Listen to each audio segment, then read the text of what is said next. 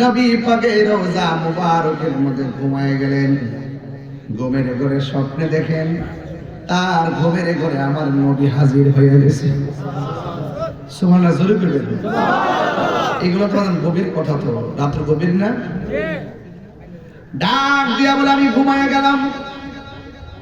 ঘুমের ঘরে স্বপ্নে দেখি আমার ঘুমের ঘরে রাহমাতুল লিল আলামিন এসে গেছে। আয়েশা আমারে ডাক দিয়া বলে আমি তোমাকে হিন্দুদের রাজত্ব দিলাম, আমি তোমাকে হিন্দুদের প্রচারের জন্য পাঠাইলাম। কি বাবা বাজান কি হইছে? হ্যাঁ না না, লুকমুরি বেসলো বলি আল্লাহ শান শুনতে হবে। জিক্রুল আম্বিয়া ইবাদাতুন, ওলি আল্লাহদের শান শোনা হলে ইবাদত। ওয়া জিক্রু সালিহিনা কাফারা, আর ওলি আল্লাহদের শান শুনলে গুনাহ মাফ হয়ে যায়। সুবহানাল্লাহ। আমরা কি গুনাহ মাফ করতে আইছি না? রাতের যুগ বেশি হয়ে গেছে গা। আল্লাহ কবুল করুক, আমিন কর। আর জোরে কোন আমিন। গভীর মনোযোগ। আমার নবী, আপনার নবী রহমাতুল লিল আলামিন স্বপ্নে দেখালেন, বললেন হে হাসান আমি তোমাকে হিন্দুদের ধর্ম প্রচারের দায়িত্ব দিলাম। ঘুম থেকে উঠে গেলেন। ঘুম থেকে উঠে তিনি মনে মনে ভাবলেন নবীকে আমি স্বপ্নে দেখেছি আর আমাকে বলছে হিন্দুরে যাওয়ার জন্য, কিন্তু আমি তো হিন্দুল চিনি না, রোডম্যাপটা কোথায়। এই টেনশন কইরা তিনি রাতের বেলা আবার ঘুমায় গেলেন। ঘুমের ঘরে স্বপ্ন দেখেন আমার নবী তার একটা রুটম্যাপ দিছে। রুটম্যাপটা দেওয়ার পরে আমার নবী ডাক দিয়ে বলেন মানে এমন একটা জায়গায় পাঠাচ্ছি, ওই জায়গার মানুষগুলো আল্লাহকে আল্লাহ বলে ডাকে না, ওই জায়গার মানুষগুলো নবীকে নবী বলে চিনে না। আল্লাহর হাবিব বলে ও হাসান। হাসান মানে সুন্দর, তিনি সুন্দর ছিলেন, এই জন্য হাসানকে ডাকছে, মহব্বতে ডাকছে। ডাক দিয়ে বলে হাসান, যেই দেশে আল্লাহর নাম কেউ নেয় না, নবীর নাম কেউ নেয় না, ওই জায়গার মধ্যে তুমি দুইটা অস্ত্র নিয়ে যাইবা। জোরে কন্যা সুবহানাল্লাহ। কয়টা অস্ত্র? একটা হলো পিস্তল আর একটা হলো মেশিন গান। ঠিক কিনা? ঠিক বলি আঙ্গুদের সাথে দেখবেন আন্দোলন হুট করে রাস্তা নামাজ হারিয়ে যাবে, নামাজ হারিয়ে যাবে, আর পিছনে দুনিয়ার বাস টাস মানুষ থাকতে কষ্ট, হুট করে নামাজ হারিয়ে যাবে। আল্লাহ তো ডাক মানে কি তারে তোর ক্ষতি না পাগলে সত্যি। আমার যুবক ভাইয়েরা, আমার নবী বলে হাসান দুইটা অস্ত্র নিয়ে যাইবা। একটা অস্ত্রের নাম হলো কোরআন আর একটা অস্ত্রের নাম হলো সুন্নাহ। আর তোমার মাঝে দুইটা শক্তি রাখবা, একটা হলো সুন্দর ব্যবহার আর একটা হলো একমত। আল্লাহ বলেন উদউ ইলা সাবিলি রাব্বিকা বিল হিকমাতি ওয়াল মাউইজাতিল হাসানা। আল্লাহর হাবিব বলেন ও হাসান, মানুষের সামনে ব্যবহারটা সুন্দর করে করবা আর হেকমতে দিনের দাওয়াত দিবা। এই কথা বলার পরে আমার নবী একটা রুটম্যাপ দিয়া দিছে। রুটম্যাপটা দেওয়ার সময় আমার নবী হাসানের হাতে একটা আনার ফল দিয়া গেছে। এবার হাসান বলতেছে আমি ঘুম থেকে উঠে গেলাম, ঘুম থেকে রুটম্যাপটা নিয়ে উঠলাম আর আমি দেখলাম আমার হাতের মধ্যে সরাসরি আমি আনার ফল পেয়ে গেছি। আরো বড় করে বলেন না সুবহানাল্লাহ। প্রাণ দয়ালে রে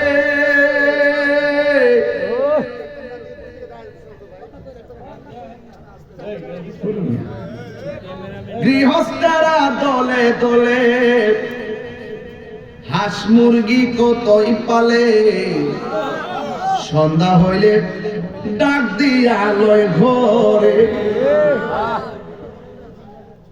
মাত্র যখন বেশি হয়েছে মাঝে মাঝে একটু শান টান দেয় বাবা।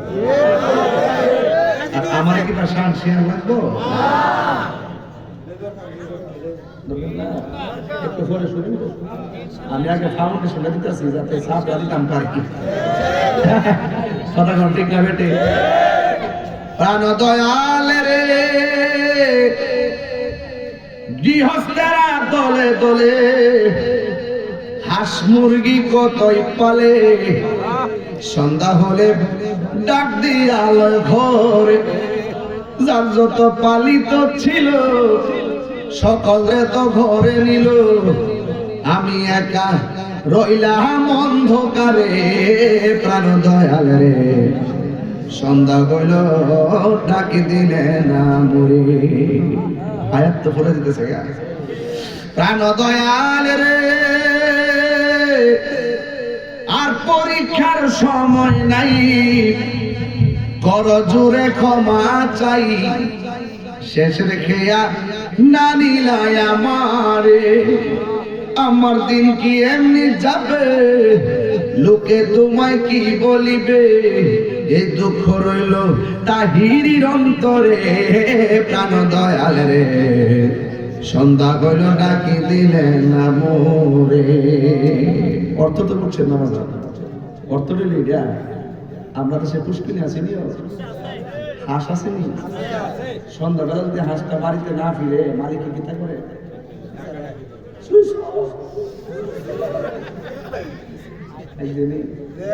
হাঁসের লেগে মালিকের মায়াও হাঁসটা বাড়িতে ফিরছে না। ওরে আমার হাঁসটা একটু মায়া দিছে, দুনিয়াতে পাগল হয়ে গেছে হাঁসের লেগিয়া। আল্লাহ কয় বান্দারে তোরা আমি কোটি গুণ মায়া করে বানাইছি। তুই যখন খারাপ কাজ দিকে যাস গা, আমি আল্লাহ কই লা তাকনাতু মির রাহমাতিল্লাহ। বান্দারে আমার রহমত থেকে নিরাশ হইস না। আমি তোর রহমান দিয়া দিছি, গাফফার দিয়া দিছি। এই নামের গুণে তুই একটু ডাক দে, আমি আল্লাহ করে কুলে তুলে নিব। সুবহানাল্লাহ। প্রাণ দয়াল রে গৃহস্থের দলে দলে হাঁস মুরগি কতই পালে।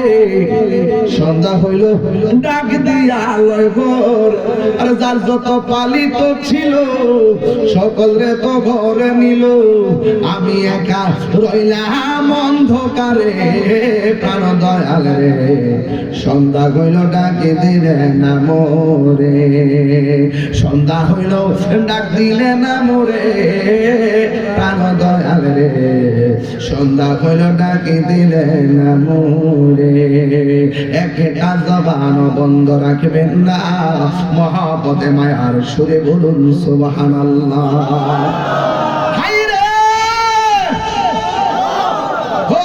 চিশতিয়া দরবারের বাবা কি ভাষায় কথা বললে আপনারা বেলায়ত বুঝবেন। সুবহানাল্লাহ। এবার হাসান বলে আমি স্বপ্নে দেখলাম নবী আমারে একটা আনার ফল দিছে, দিয়া রুট ম্যাপটা দিয়া গেছে কেমনে হিন্দুস্তানে যাব। আমি ঘুম থেকে উঠে দেখি আমার হাতের মধ্যে সুন্দর একটা আনার ফল। জোরে জোরে কি সুবহানাল্লাহ বলা যাবে না? কলবে কলবে মিলুয়া। আমার যুবক ভাইয়েরা আমার কথার সাথে মনটা সেটিং করে। ব্লুটুথ ব্লুটুথ তাদের কানেকশন। এবার তিনি নোটব্যাগটা লইয়া সোজা তিনি হিন্দুস্তানে আসছে, যেখানে আল্লাহর নাম নেওয়ার কে আর যদি কে গোয়াল ঘরের পাশে যাইয়া তিনি বসছে। পাশে বৈশা এমন ভাবে জিকির তুলছে, গোয়াল ঘরের গরুড়ি পর্যন্ত জিকিরের তালে তালে নাচতে শুরু করেছে। আর জোরে জোরে কে সুবহানাল্লাহ বলা যাবে না? আরে কে যাবি নবীর নৌকাতে বাজারে নৌকাটা গীতা মেঘনা নদীর নৌকাটা, তাহলে ডাবলিউ গোষ্ঠীকে আমার ওয়াজ বুঝবো? আরে কে যাবি নবীর নৌকাতে রূপ কাষ্টে কাষ্টেরি নৌকা খানি, রূপ কাষ্টেরি নৌকা খানি, নাই ডুবার ভয় পারে, কে যাবি নবীর নৌকাতে আয়। বাবাজি আসল কথা কইতাম নিও, নবী না মানে যারা 100% ডাব্লিউ তারা।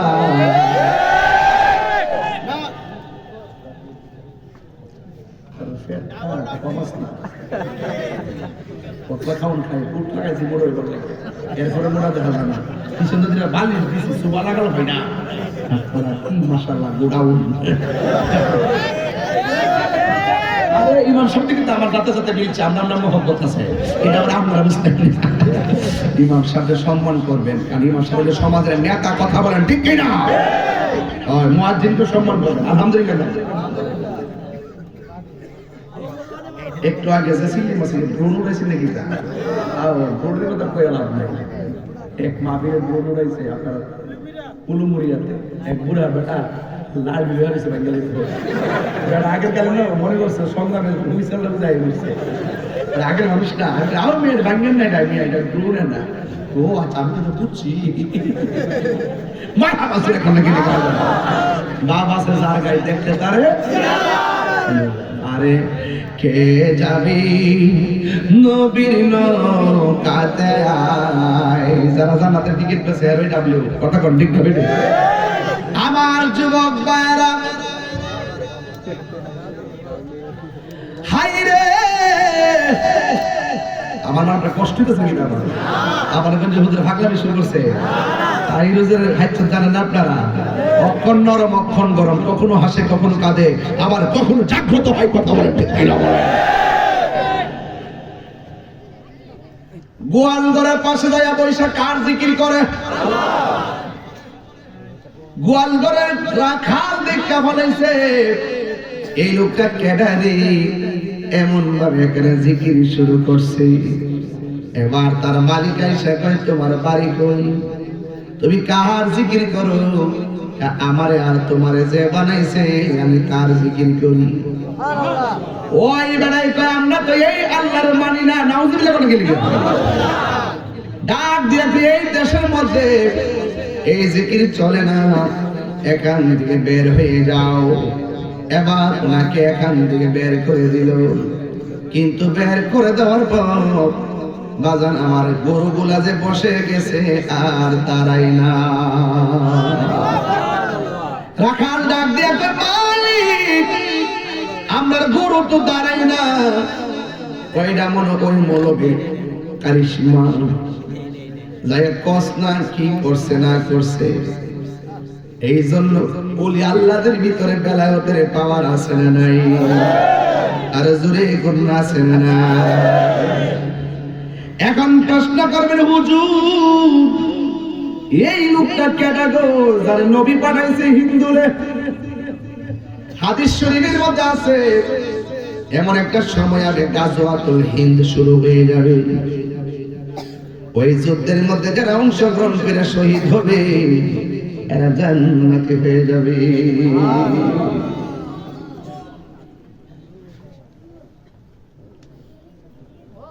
আজমির হতে এলো আওয়াজ, গরিবের বন্ধু গরিব নেওয়াজ, ঠিক কিনা? এখন প্রশ্ন করবেন, হুজুর যার জিকির শুননা গরু পর্যন্ত লাফায় তিনি কে? যাকে আমার নবী আনার ফল দিলেন তিনি কে? যাকে রোডম্যাপ দিলেন তিনি কে?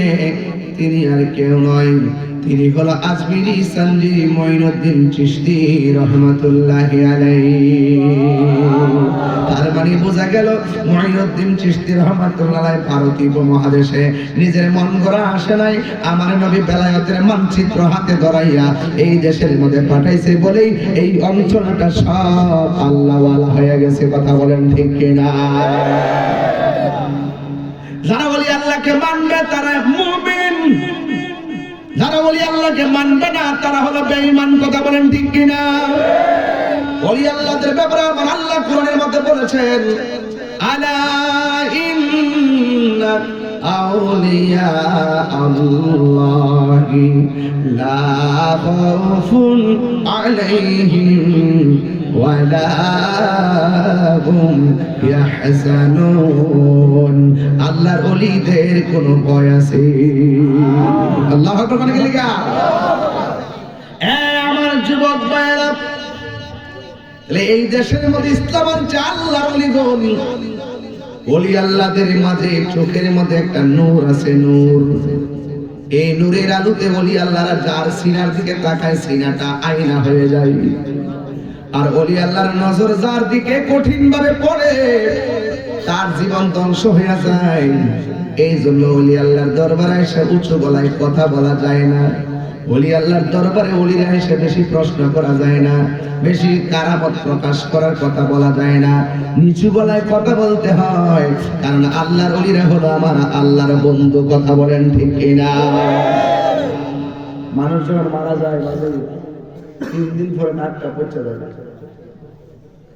6 দিন পরে আঙ্গুলের নখ টুটতে যায়, 9 দিন পরে মাথার চুল পড়ে যায়, এরপরে চোখের মধ্যে অ্যাটাক করে, পেটের মধ্যে অ্যাটাক করে, হাড্ডি থেকে গোশত গুলা জায়গা।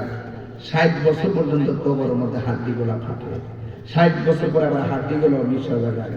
আবার কিছু কিছু মানুষ আছে 600 বছর পরও কবরে যেমন লাশ এমনই পাওয়া। আপনি যদি শরীয়তে শুধু নামাজ কালাম দিয়ে আপনি আধ্যাত্মিকতা খুঁজে পাইতেন না, এগুলো ভিন্ন জিনিস রে বাজি, এগুলো বুঝতেন না। নামাজ 6 লক্ষ বছর নামাজ পড়ে দুজুকে গেছে আদব না থাকার কারণে। এই জন্য সুন্নিরা ইবাদতের সবক দেওয়ার আগে আদবের সবক দেয়। কিসের সবক দেয়? দেখবেন পীরের দরবারে যে যে পীরের মুরিদ হোক, পীরটারে এমন ভাবে মানে ডরে কথাও কয় না। কথা বলেন ঠিক কিনা? এই দেশ ইসলাম আল্লাহর ওলিগণ আনছে। এই জন্য আমার যুবক ভাইয়েরা, আমি বলেছিলাম ইত্তাকু বিফিরাসাতিল মুমিন ফাইন্নাহু ইয়ানজুরু বিনুরিল্লাহ। আল্লাহর ওলিদের সিনার মধ্যে আমার আল্লাহ এমন একটা নূর দেয়, এই নূরের আলোতে বৈশা থাকবে সাপি তলার, আর খবর হইয়া যাবে প্রেম তলার। দেখার ক্ষমতা আছে না? না। কাদরিয়া তরিকার কাজ হলো চোখের পানিতে, আর চিশতিয়া তরিকার কাজ হলো চোখের জুতিতে।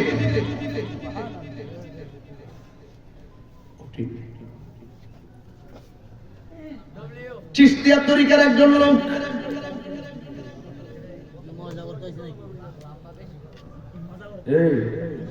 আমার ছিল, তুমি আমার মনে হয় চিনছো না। আমি তাহির হুজুর এখন দেখবা তোমার সাথে কলজাবিতে ঢুকে গেছি, বিয়াদরি করবো, তোমাকে ফেলে দিব, মানে দূরে সরাই দিব। আর ভালো যদি আদব থাকে তোমার স্যান্ডেলটা আমার জিপা দিয়ে পরিষ্কার করে দিব। তুমি জানো আমি কোন জায়গায় হাত দিয়েছি। এখন তাকাইব চিশতিয়া তরিকার কাজের চোখের জুতিতে বায়াতে সিনা করে দেবো। হুজুর কি বলছে? আদব নিয়ে ঢুকবা, আদব নিয়ে বাইরবা, ভিতরে নূর কইটা হবে, এই নূর চোখ দিয়ে বের হবে। রাস্তার একটা ফকির স্কুলে পড়ে, কলেজে পড়ে, মুদিমারের ব্যবসা করে, রাস্তায় রিক্সা চালায়, আরেকটা ছেলে বড় আলেম, খবর নিয়ে দেখো আলেম জালেম হয়ে গেছে। রাস্তা রিক্সাওয়ালা গোলামি কইরা আদবের কারণে ওলি আল্লাহ হয়ে গেছে। হাত করে বলো ঠিক কিনা?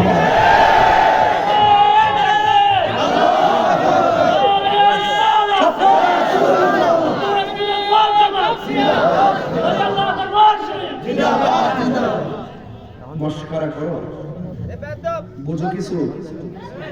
আদবে আউলিয়া কি? আদবে আউলিয়া। আর বর্গে আদবে কি? আউলিয়া। এই যে চোখের জ্যোতিতে এক লোক রওনা দিছে খালাম্মার বাড়িতে যাবে।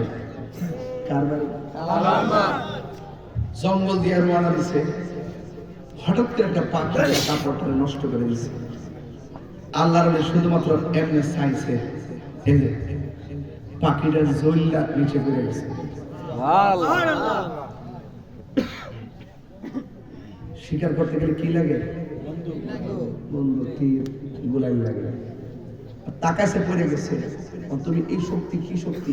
এটা বেলায়েতের শক্তি।